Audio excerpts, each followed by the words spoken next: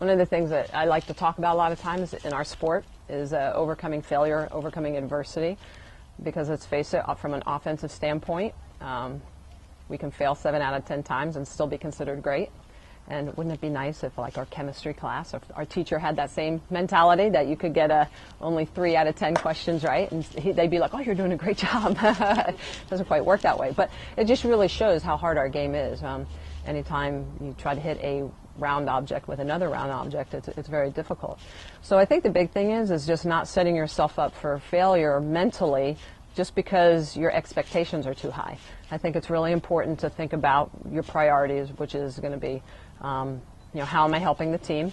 Every situation, it doesn't call for going up there and trying to smash the ball or get a base hit. Sometimes it's moving your runner over, your teammate over.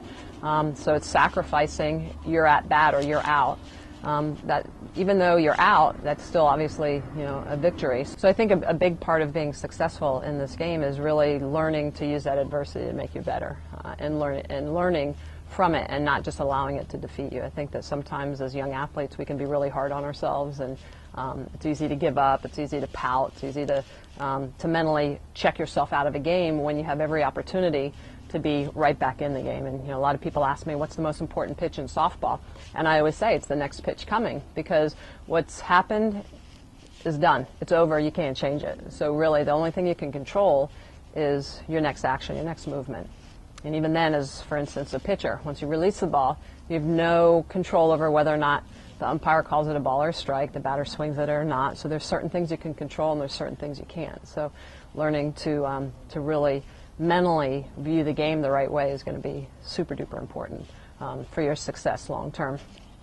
And it's like anything in life, when stuff is too easy, when things come to you too easy, you don't appreciate it, right? It's usually when you do have setbacks, it's usually when you give up that big hit or you have a big loss at a key moment in your season, that usually inspires you to go on to work a little harder, to be a little better. So I always looked at adversity as my friend, never as my opponent. It was always what made me better. If I look back over the 8 championships that I won in the Japanese Pro League, every one of them we had a key loss right before the championships.